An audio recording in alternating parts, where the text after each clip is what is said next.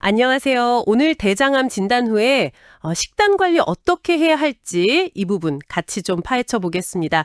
보내주신 자료들 보니까요. 여러 전문가들, 특히 아이비리그 같은 유명 대학 연구진 분석이 많네요.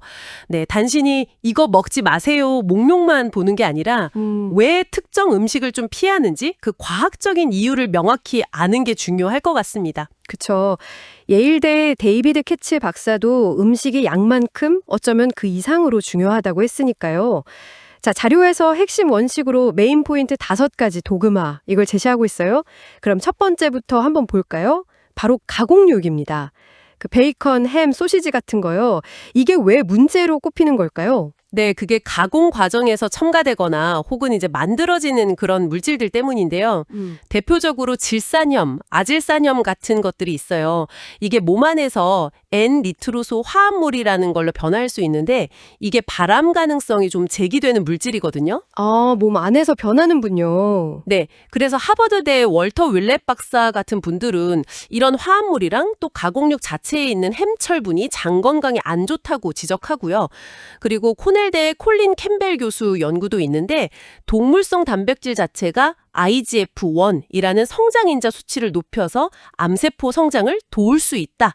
이런 내용입니다. 그러니까 발암 물질 생성 가능성도 있고 암 성장 촉진 위험도 있고 이중적인 거네요. 그렇죠. 실제로 매일 50g 정도 꾸준히 먹으면 대장암 위험이 한 18% 정도 높아진다는 연구 결과도 있고요. 어휴, 18%면 적지 않네요. 그럼 두 번째 도그마, 붉은 육류. 이건 어떤가요? 이것도 그냥 무조건 피해야 하나요? 붉은 육류는 조금 더 생각해 볼 지점이 있습니다. 고기 자체라기보다는 얼마나 많이 먹느냐, 그리고 어떻게 조리하느냐가 더 중요하다고 봐요. 양과 조리 방식이요? 네, 예를 들어 브라운대의 크리스틴 파이퍼 교수는 붉은 육류 속 햄철분이 너무 많으면 장 안에서 활성산소를 만들 수 있다고 해요. 이게 세포를 손상시킬 수 있거든요. 특히나 이제 고온에서 직화로 굽거나 튀기면요, 헤테로사이클릭 아민, HCA라고 부르는 발암 추적 물질이 생기기 쉽습니다. 아, 그 까맣게 타는 부분이 안 좋다는 얘기군요. 맞아요. 그게 대표적인 HCA 생성 경로죠. 그리고 너무 많이 먹으면 장내 미생물 환경에도 좀 변화를 줄 수 있고요. 그렇군요. 조리법까지 신경 써야 하네요. 자, 세 번째. 메인 포인트 5가지 도구만은 정제된 탄수화물과 설탕입니다. 이건 혈당하고 관련이 깊겠네요. 네, 맞습니다. 이게 상당히 중요한 포인트인데요. 암세포는 정상세포보다 포도당을 훨씬 에너지원으로 많이 사용한다는 연구 결과가 많아요. 예일 의대의 산드라 블룸버그 교수 연구가 대표적이고요. 아, 그래요? 네. 그래서 흰빵이나 설탕 든 음료수처럼 혈당을 확 올리는 음식들은 어떻게 보면 암세포한테 밥을 주는 셈이 될 수도 있다는 거죠. 그리고 MIT의 제롬 로터 박사 같은 분들은 이렇게 혈당이 갑자기 치솟는 게 인슐린 수치를 높이고 또 몸 전체에 만성적인 염증 상태를 만들어서 간접적으로 암 성장을 도울 수 있다고 설명합니다. 와, 암세포의 연료라니 생각보다 직접적인데요. 그럼 네 번째, 알코올로 넘어가 보죠. 이건 해롭다는 건 다들 아는 사실 같긴 한데요. 네, 그렇죠. 알코올은 몸에서 분해될 때 아세트알데히드라는 물질이 생기는데 이게 WHO에서 지정한 1급 발암 물질입니다. 직접적으로 DNA를 손상시킬 수 있어요. 아, 직접 손상이요? 네. 그리고 존스 홉킨스의 스티븐 굿먼 박사 같은 경우는 알코올이 엽산 같은 필수 영양소 흡수를 방해해서 DNA 복구 능률도 떨어뜨리고 또 염증도 유발한다고 지적합니다. 게다가 콜롬비아대 연구를 보면 알코올이 장 점막을 약하게 만들어서 장 누수 현상을 일으키고 그 결과 장내 미생물 균형이 깨지면서 만성염증이나 면역기능 저하로 이어질 수 있다고 하고요. 와, DNA 손상부터 장 건강, 면역까지 정말 다각도로 안 좋군요. 자, 이제 마지막 메인 포인트 5가지 도그마입니다. 고지방 및 트랜스 지방.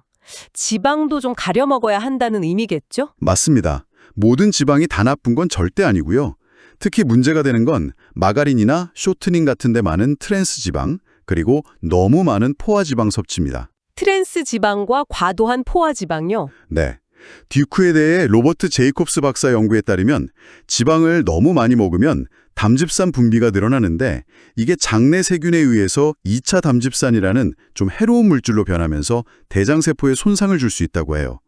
펜실베니아대 마사켈러 교수 연구에서도 트랜스 지방이나 포화 지방이 몸의 염증 반응을 높이고 장내 미생물 환경을 나쁘게 만든다고 강조하고요. 아, 그렇군요. 이렇게 메인 포인트 5가지 도그마를 쭉 짚어보니까 결국 대장암 환자분들은 가공육 그리고 붉은 육류는 과하지 않게, 또 정제된 설탕과 탄수화물, 알코올 그리고 트랜스 지방이랑 포화 지방 과다 섭취는 좀 피하거나 최소화하는 게 중요하겠네요. 네, 핵심은 그렇습니다. 이 음식들이 공통적으로 이제 지적받는 이유를 보면 결국 발암물질 생성 가능성, 또 만성염증 유발, 장내 미생물 환경 교란, 그리고 DNA 손상 위험 같은 것들이죠.